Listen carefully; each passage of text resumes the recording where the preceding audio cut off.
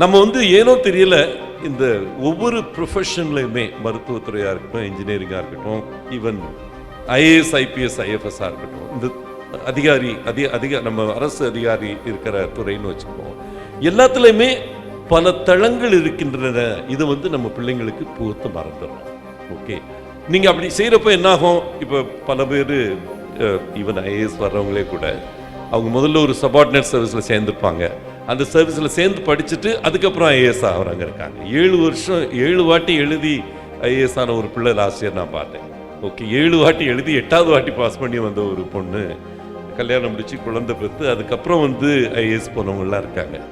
இந்த வாழ்க்கை பணிகளின் ரூட் என்னன்றது பலருக்கும் புரிபடுறதில்லை. அதனால் இந்த முதல்ல நான் இதை அடுத்து என்ன படிக்கலான்னு சொல்றதில்ல. நான் என்ன சொல்ல விரும்புகிறேன்னா, இந்த 8 ரூட்டில் எந்த ரூட் நீங்கள் எடுத்தாலும் கல்வி பாதைகளில் இந்த 8 ரூட்டில் ஆர்ட்ஸு, சயின்ஸு, காமர்ஸு, லா, மெடிசன், இன்ஜினியரிங், அக்ரி, மேனேஜ்மெண்ட், இந்த 8 ரூட்டில் எந்த ரூட் நீங்கள் எடுக்கணும் அப்படின்றதுல யோசிக்கிறப்ப ரொம்ப நீங்கள் பிள்ளைகளுக்கு அழுத்தம் கொடுக்காதீங்க. இதுதான் படிக்கணும், இது படித்தா தான் இது ஆக முடியும். அந்த கட்டாய காலம் மாறிவிட்டது.